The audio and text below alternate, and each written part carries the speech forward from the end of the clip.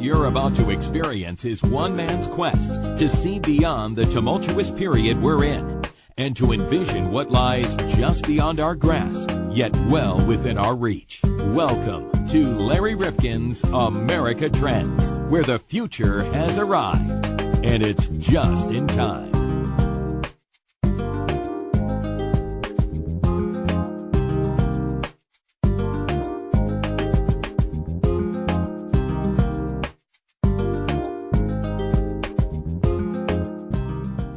Welcome back to America Trends. Larry Rifkin along with John Krofsik.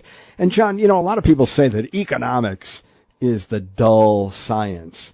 And I've got to tell you, I didn't take that many economics courses in college. I took a few, and I thought they were interesting. I really did. Maybe it's the professor, because I think that really tells you a lot. Well, that's what really makes the world go around, right? Economics, I mean, it's... Supply and demand. Right, what else do we need to know, John? Thank you. I'm now an economist. No, but seriously, you think about economy and you think about the economists, and it's said that if you have 100 economists in one room, you probably will have about 101 different opinions as to what they see with the numbers. But the numbers are really so interesting because we hear certain numbers, and you're going to hear a lot of them during the campaign that's coming up. And you're going to hear somebody say, well, we have low unemployment. But then you're going to hear somebody say, yeah, but the job quality isn't good, or the wages associated with those jobs isn't great. And then, of course, they'll tell you, oh, by the way, I know you've got a number, but that number doesn't include people who stopped looking for a job.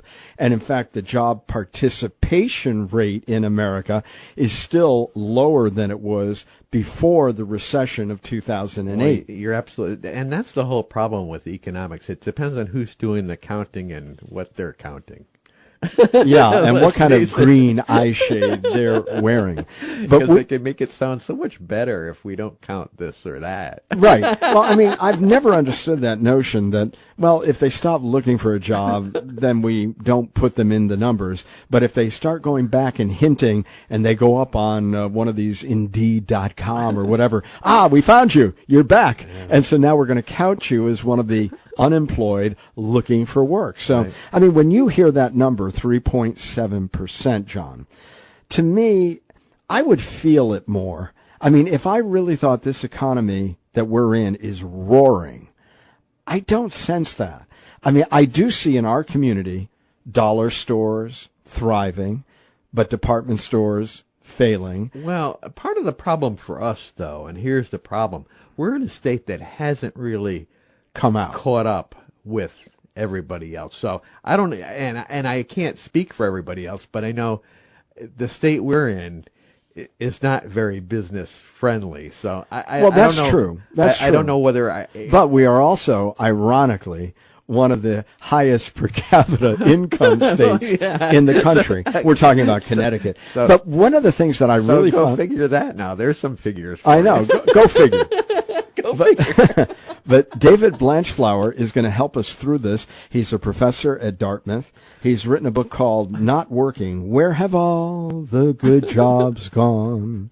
That was a song. I've been to Dartmouth. For you young people. You what? I've been to Dartmouth. Really? Oh, yeah. And? Yeah, well, it's a nice place. Did you get accepted there? Or did you just drive by? No, actually, I worked at Dartmouth for a while when I was a kid. Yeah, my dad was a teacher up there. Really? For a short time, yeah. In Hanover, New Hampshire? Yeah, we lived up there for 2 years. Wow, John, I never realized that. What was your father there? He was a French teacher up there, but he would teach summers. It was for what was that called now? Where they'd send kids overseas.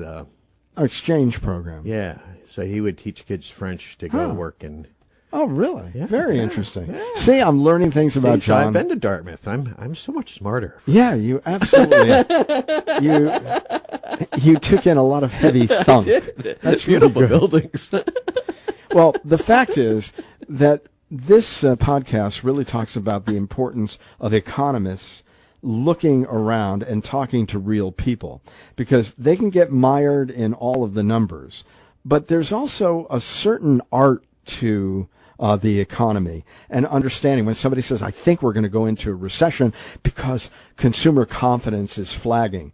Well, how do you know consumer confidence is flagging? Now, you can do qualitative studies. You can interview people. Will you make a big item purchase in the next 3 months? Oh, no, I'm saving it because I have to buy Christmas gifts, whatever it may be. So he believes that you can learn a lot by walking about, as he calls it, and really beginning to understand the whole ecosystem of the economy, as opposed to just getting buried in GDP and various numbers that overwhelm us often. And constantly the news is throwing numbers out there, telling us how good things are or how bad things are, but what do they really mean? Right, what's the context? Exactly. Well, we're going to help you to understand that, because you, again, are going to be inundated during the 2020 cycle with numbers. You're going to hear, I think, the Republican Party saying, this is our strong suit, and then you're going to hear Democrats saying, it's not as good for those who are at the lower end or the middle end as it is for those who really create capital and are in the 1%. So you're going to hear some very interesting arguments. We want to give you the tools with which to really interpret what it is that they're saying. Well, we're doing that today with David here on America Trends. With us on the line on America Trends is David Blanchflower, and the book is called Not Working, Where Have All the Good Jobs Gone? And David, we're having this conversation at a time when the stock market is roaring. The president is telling us that jobs are aplenty. There's never been a better economy in the history of America. So who's right, or what are we missing that he's seeing here? Well, we're also hearing that the President of the United States has been targeting the Fed and telling them that they need to do rate cuts. And the evidence actually, it's a very good day, because yesterday Chairman Powell, giving testimony, said there's no basis or any evidence for calling this a hot labor market, and admitted that actually they had really misunderstood what's happened in the labor market. So this is really about what's happened over the last decade. We have the Great Recession, and we're 10 years on, and people have been hurting. The number that I would probably get people to look at would be, if you looked in 2008 and said, what proportion of adults are working, and then you looked at it today, the answer is about 2.5 percentage points less. So the problem is, in fact, if you think, well, is the Fed supposed to be focusing on maximum employment? That's clearly not where we are. The unemployment rate is pretty low, but the book deals a great deal with the fact that the unemployment rate is no longer a good indicator. And if we really were at full employment and everything was as hot as you suggested, why would so many people be hurting and around the world voting for political parties that really, for populist movements around the world? So the book is about the fact that people are not working. It's not as good as everybody suggests. And simply, if you look in the United States, to get what's called the employment rate, which is just the proportion of adults who are working, back to where we were in 2008, it would take about 6 million additional jobs.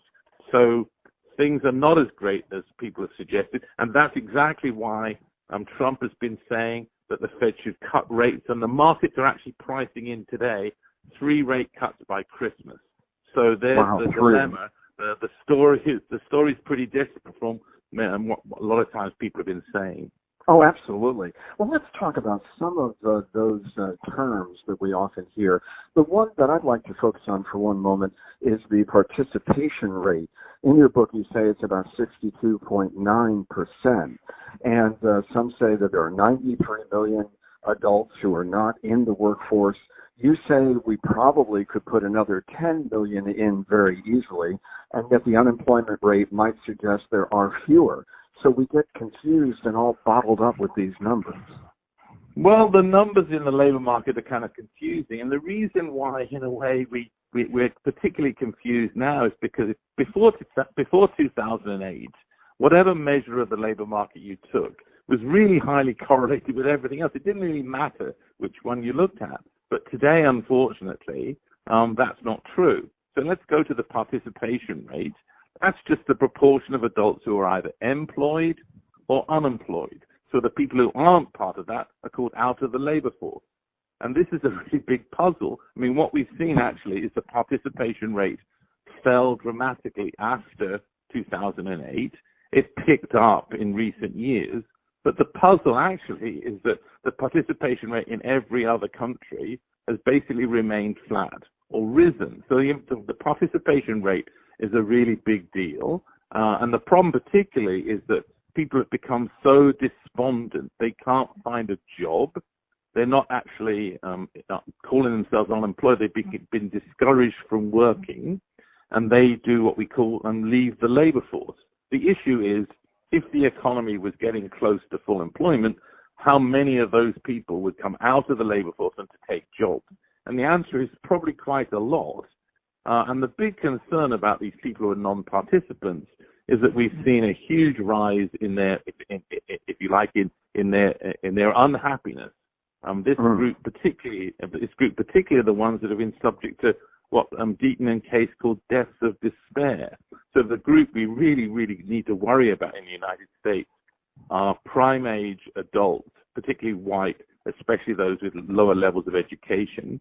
And we've seen huge rise in suicide rates, disease of the liver, drug overdoses, particularly for that group. And the big deal, and this is true in the UK as well, in the last couple of years, life expectancy in the US has fallen, particularly amongst that group.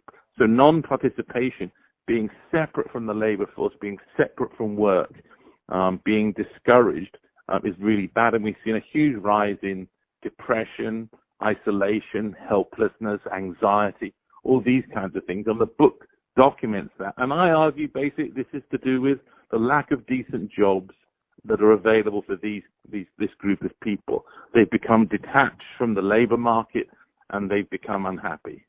And we are talking in many cases about young white males. I know you talked about some of the work that Nicholas Eberstadt has done in this area, and we've had him on a podcast previously.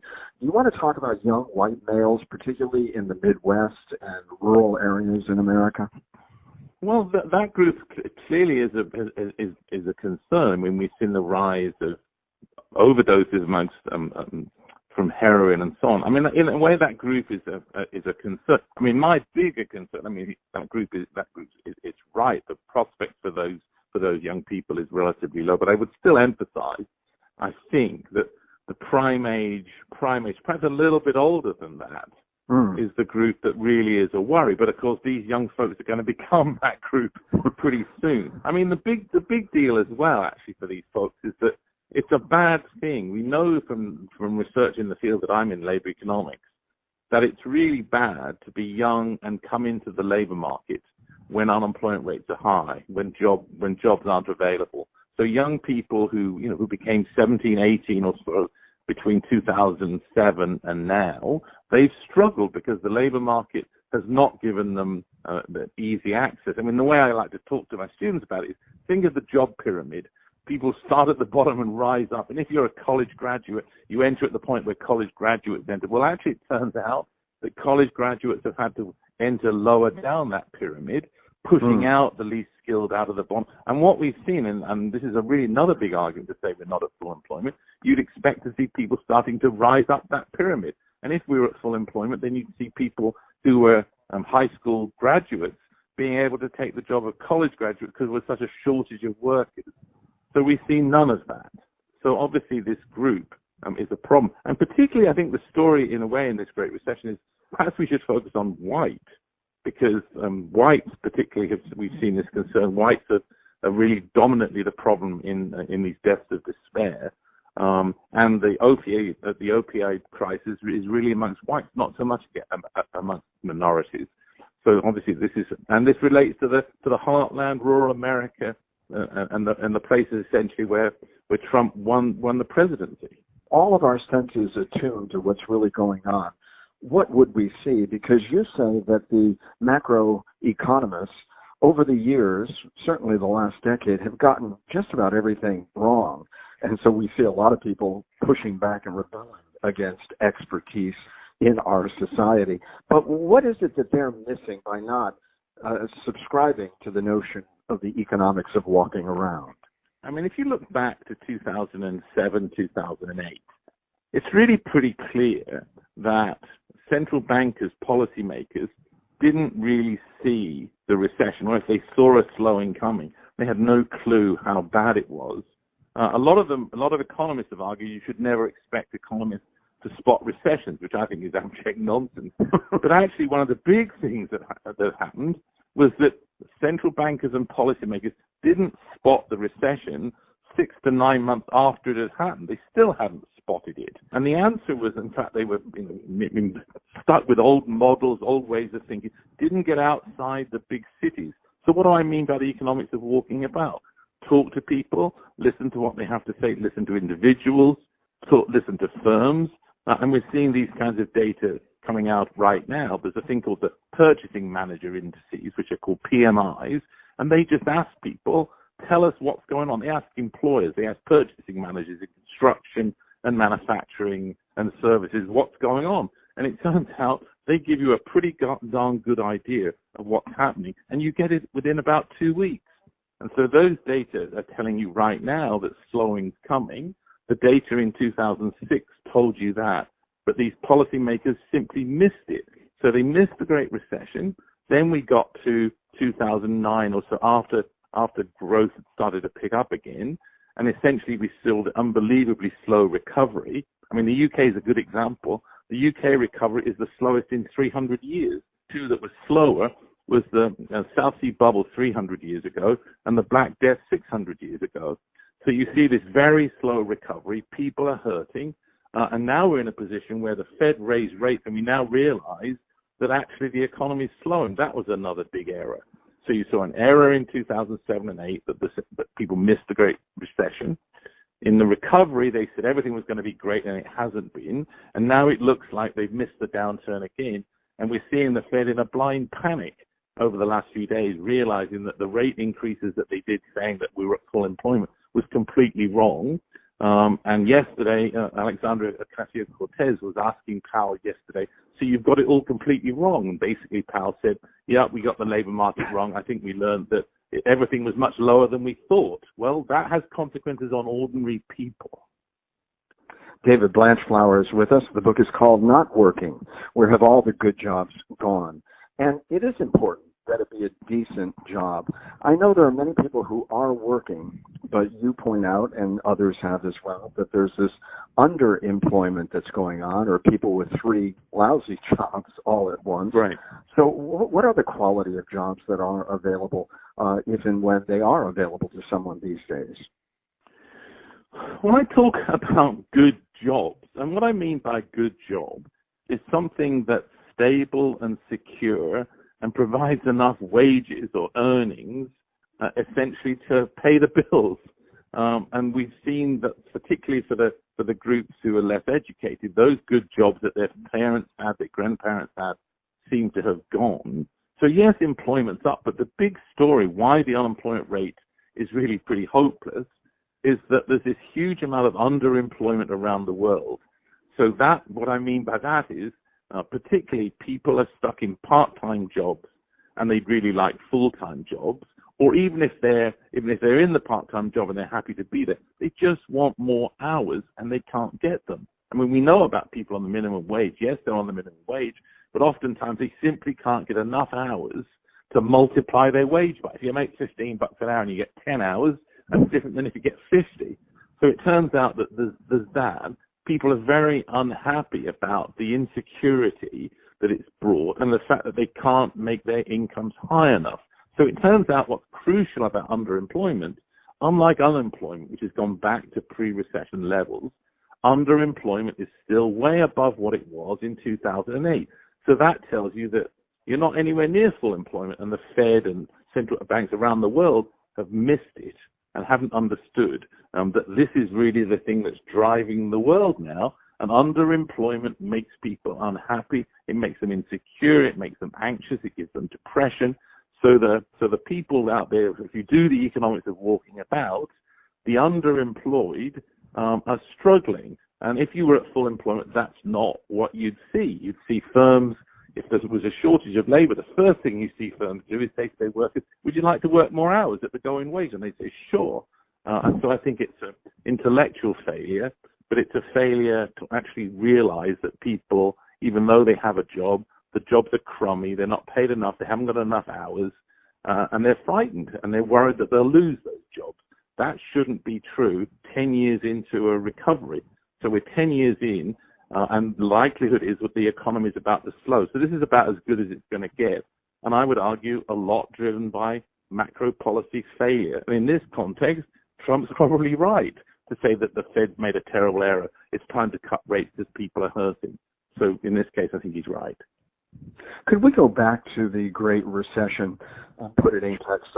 On this podcast, we've done a lot of reporting on it. Adam Tooze of the book Crashed was with us recently. But I'd love to hear your perspective on why we got it wrong, what we got wrong, and what we haven't gotten right since.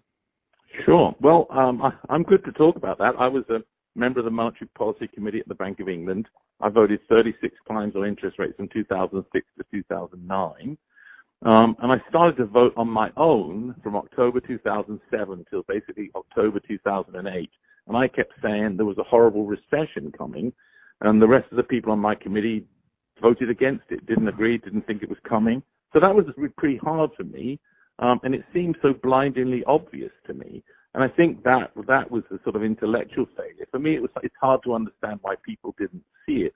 By April 2008, it was clear in my mind the U.S. was in recession and everywhere else was, and other people on those committees didn't see that. And they've even argued that actually if they had seen it, the world wouldn't have been any different, which I just don't buy. I think the big reason why people say in the UK missed it was that they underestimated the importance of what has happened in America. And I think in America, people really missed it because nothing much like this had happened between 1945 and 2007, but they forgot what had happened in the 30s. And in the 30s, we had the Great Crash, followed by the Great Depression, a major financial crisis. And Keynes warned that what would follow the Great Crash would be the long, dragging conditions of semi-slump. And so people basically missed it, and they haven't really understood that since 2008. So this is a huge failure of economics. If you look back now, it's pretty much blindingly obvious. By around 2007, after you'd seen, in the UK, you actually had a bank failure. You had a bank failure in 2007 where there were thousands of people lined up outside a bank for the first time in 100 years. And that was a year before really we central banks started to kind of respond. So it's hard to argue, to justify what happened. And I think that people rightly said, why should we trust these elites who are completely clueless? And essentially the other thing which I think is a concern is that none of them have really apologized and said, we made a terrible mistake. They simply said, you shouldn't have expected us to see it, and if we had seen it, it wouldn't have made any difference, which is absolute nonsense. So if you look back, I think that's a major failure of the field of economics. It seemed blindingly obvious to me, which is why I started voting for rate cuts a year ahead of everybody else. So I guess you'd have to ask them. After the Great Recession, of course, there were extraordinary measures taken by the trio of Bernanke, Geithner, and Paulson. And that was in response to what they had learned, ultimately, from the Great Depression, where we stood by and did very little. So why have those extraordinary measures not taken hold and really driven the economy forward in the last decade in the way that perhaps they might have expected? Absolutely. The big deal, I think, in the US was the failure of Lehman Brothers, but actually in the UK, it was the failure of RBS. So what happened in the fall of 2008 is that central banks around the world cut interest rates and cut them fast. So I voted for interest rate cuts of 50 basis points, 150, 150, followed by 50 in 4 successive months. And then we went to quantitative easing. So that was the first thing. So monetary policy makers threw the kitchen sink at it. But at the same time, what happened was that fiscal policy around the world was also loosened. Gordon Brown organized the meeting of the G20, and there was a global fiscal stimulus. There was TARP, cash for clunkers, cash for fridges, tax cuts, all of that stuff. Okay? So we saw a really big recovery driven by monetary and fiscal stimulus. But then in around 2009, 2010, that stopped. So in the UK, we saw the introduction of austerity, big tax increases, big reductions in public spending. So the world found Keynes for about a year and a half, and then they bailed, and they didn't realize that the long-dragging conditions of semi-slump were coming into operation. And I think right now what's happened is that we're now in the position where monetary policy makers, when the economy appears to be slowing as it is, haven't got a lot of room for maneuver. They can't interest rates very far. They probably can't have the same bang for the buck of their asset purchases going on. And now what we're starting to see, we saw this from Mario Draghi last week in the European Central Bank. We saw it of the governor of the Bank of Australia saying, we have to get back to where we were in 2009, where we have to do things on the fiscal front. We have to start thinking about increases in public spending, reductions in taxes, because when this shock comes, which it appears to be doing right now, the central banks have nowhere much to turn. I mean, the UK interest rates are 0.75. In Europe, they're negative. In Japan, they're negative. In many places around the world, they're negative. So we've put ourselves in a position where we're extremely vulnerable to a slowing, and the answer is error, followed by error, followed by more error. And it's the fiscal guys who have to come and start to do something. But that's not very great news for the public listening to this podcast. It's these scary days. Well, when you think about fiscal stimulus, and we know that Barack Obama really got, criticized for trying to do too much, supposedly, though it was not the most dramatic approach that we could have taken. You look at the infrastructure bill that's been talked about. It's going nowhere, evidently. We've got increasing piles of debt here in the United States. So what's the likelihood of any fiscal stimulus in the near term? I think it's very worrying. The obvious one to go for would be that infrastructure bill, which looked a month or so ago that there was going to be agreement and Trump walked away from it. That would have a very big benefit in that you could put it in places that were particularly hurting. The concern in the U.S. is that could you actually pass anything through the Congress? Could you actually get a Democratic House to work with the Republican Senate? So that's the first thing. Go to the UK, which I know as well, which is that they are now they're fighting like ferrets in a sack about who should be the next prime minister. The prospect is that the Chancellor of the Exchequer will leave in the next couple of weeks.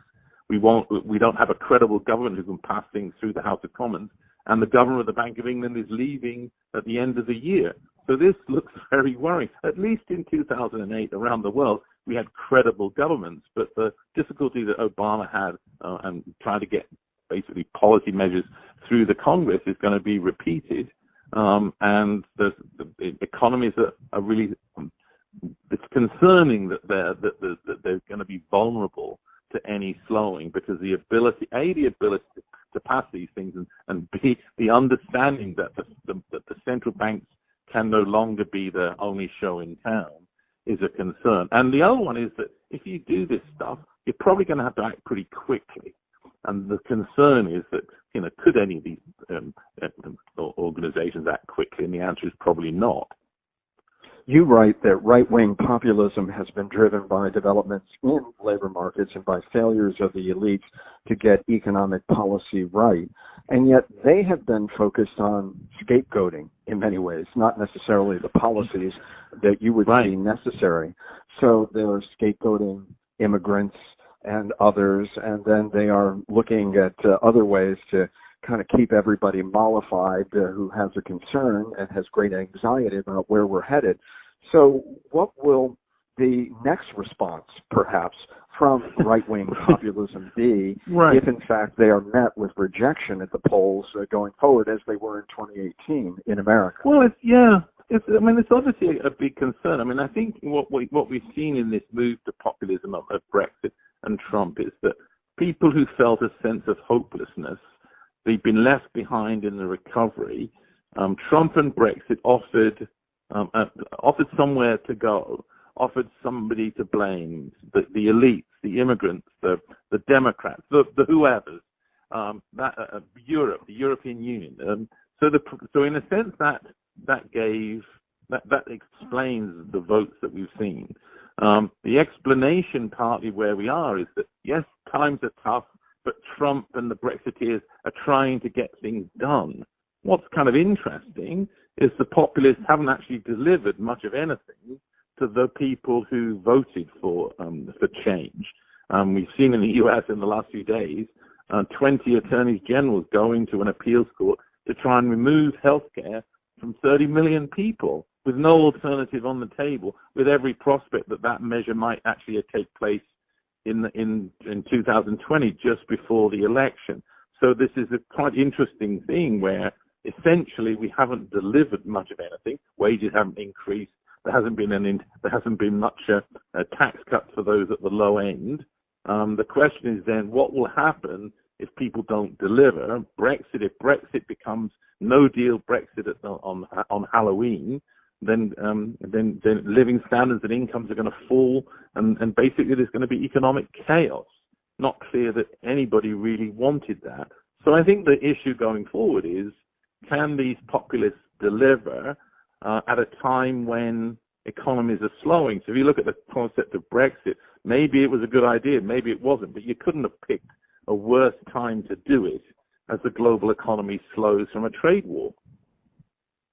We only have David Blanchflower for a few more moments, so I've got to get some definitions on the table or some explanations just to help anyone who's listening to understand what we're talking about.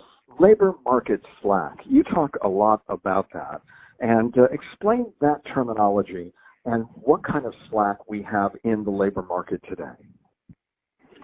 So what do I mean by labor market slack? What I mean by it is how much available labor there is out there for firms to hire. So a big impact on people's wages are how well firms are doing. The profits of the firm matters, but also the pool of labor that's out there available for them to use. So if you think there's lots of people out there, unemployment's high, there's lots of people looking for work, that's going to keep wages down. But as you move to full employment, the amount of spare labor that's out there becomes less. So I think of labor market slack as just how many people, how many hours are out there that firms can hire. The more of them that there are, the easier it is for firms to get them, the less the bargaining power of workers. The fewer of them there are, the greater is the bargaining power of workers, and the higher the wages are going to be for firms to attract workers. And if you're at full employment, that means labor market slack is really, really small, and the only way for firms to get workers is to get them from other firms, and the way they do that is by raising wages. So labor market slack has a great deal to do with how much people get paid. Wages are high when labor market slack is low, and vice versa. So it's sort of important. The example people have used is the unemployment rate, but it's not enough because these days the unemployment rate doesn't give you a good steer as to what's going on. So we have to use something broader. I call it labor market slack, but that will include unemployment, underemployment, insecure employment. I mean, I sort of think if you get to full employment, the people who are really insecure and really worried about their work and not being able to get enough hours can actually get them. So labor market slack is a really important concept. It's better, I think, a better term than actually the unemployment rate, which is actually now not a very good indicator of anything.